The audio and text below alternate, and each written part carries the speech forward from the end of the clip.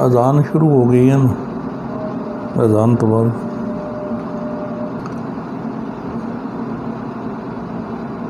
اعوذ باللہ من الشیطان الرجیم، بسم اللہ الرحمن الرحیم۔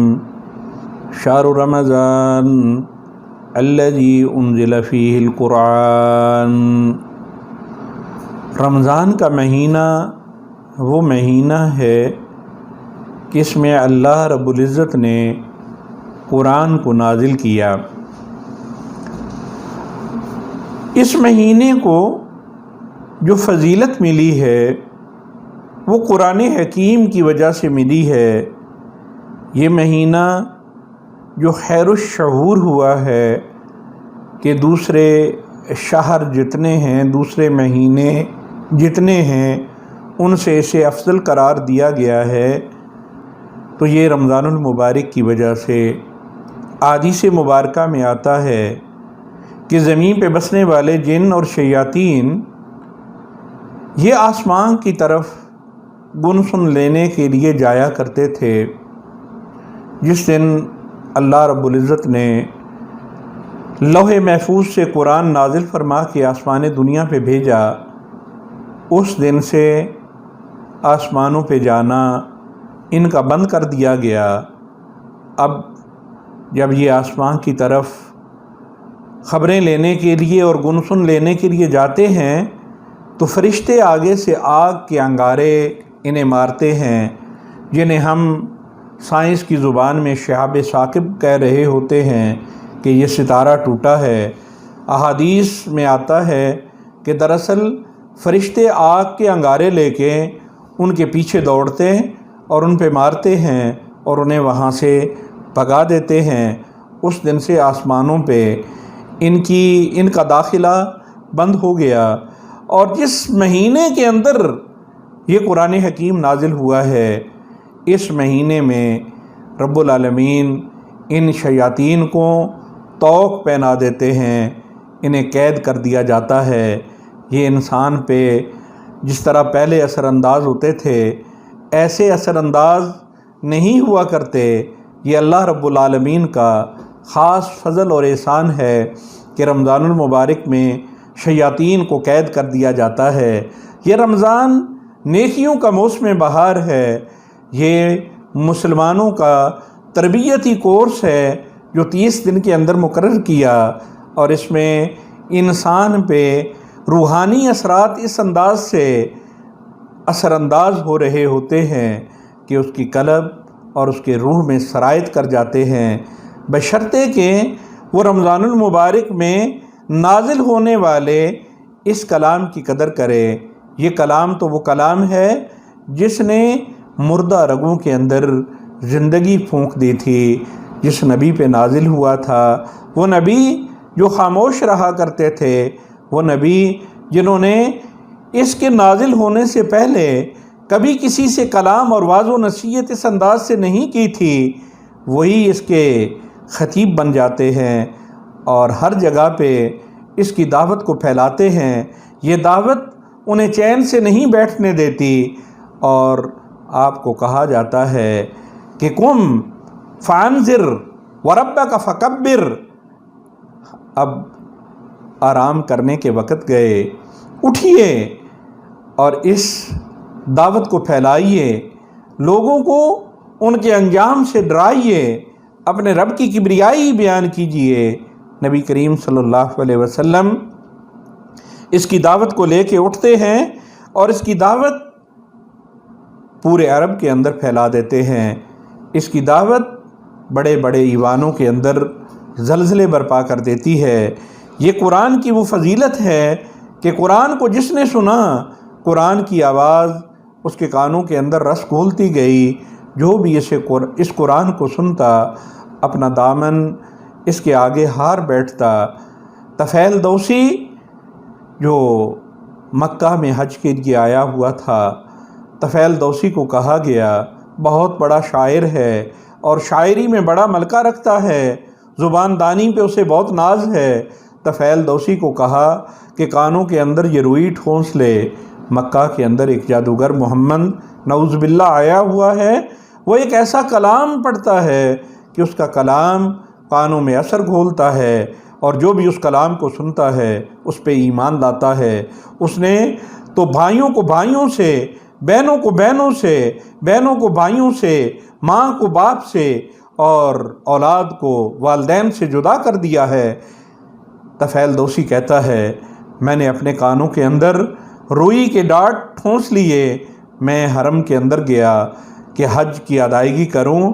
میں حرم کے اندر کھڑا تھا، مجھے خیال آیا کہ طفیل تو عقل رکھتا ہے، تیرے اندر دماغ ہے، سوچنے کی صلاحیتیں ہیں، زبان دانی کی ساری صلاحیتیں تیرے اندر موجود ہیں، تو نے ان لوگوں کے کہنے پہ اپنے کانوں کو قرآن کی سماعت سے کیوں بند کر دیا؟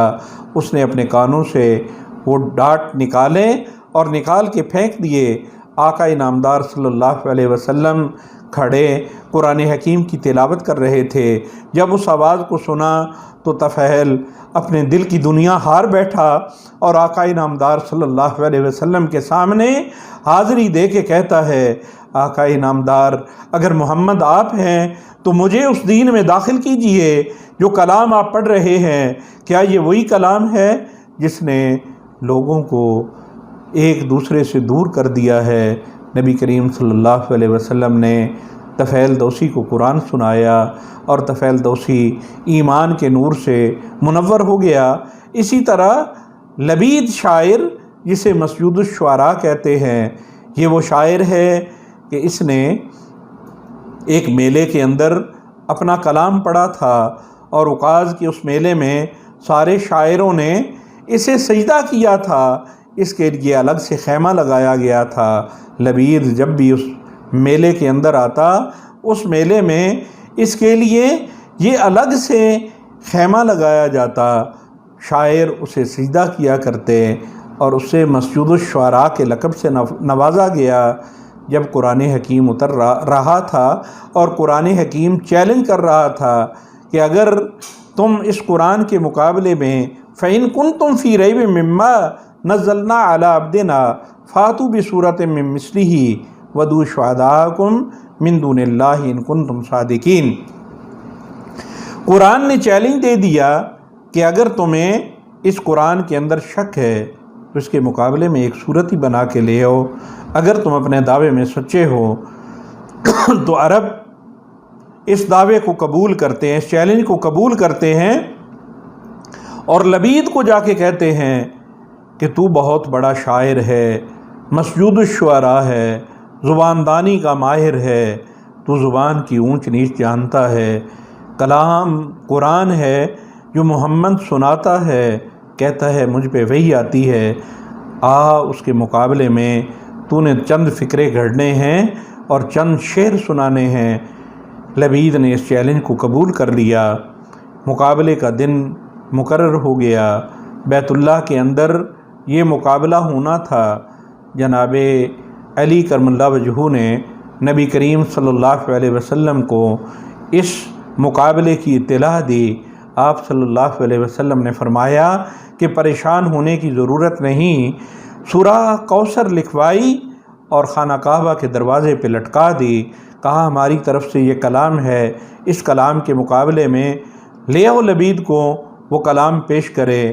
محفل منعقد ہو گئی، ہر طرف سے لوگوں نے خانہ کعبہ کو گھیر لیا، اور آج قرآن کے مقابلے میں لبید کو کلام سنانے والا تھا۔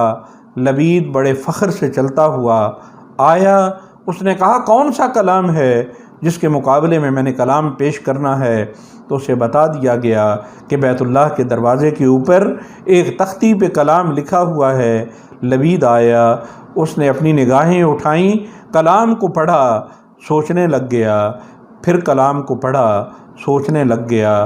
لبید کی زبان سے بے ساختہ نکلتا ہے انا اعطیناک الکوثر ما ھذا کلام البشر، یہ کسی بشر کا کلام نہیں ہو سکتا۔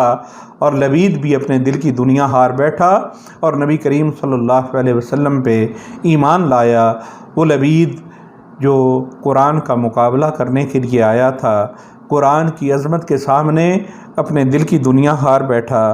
تو قرآن وہ کلام ہے جس کی فضیلت اور عظمت اس فضیلت اور عظمت اس رمضان کی وجہ سے، اور رمضان کی ساری فضیلت اس قرآن کی وجہ سے ہے کہ جب قرآن کی بارش دلوں پہ برستی ہے تو بالکل ایسے ہی جیسے بارش زمین پہ برس کے بنجر زمینوں کو آباد کر دیتی ہے، قرآن کی بارش جب اہل ایمان کے دل پہ برستی ہے تو ویران دل اس قرآن کی دعوت سے آباد ہو جایا کرتے ہیں۔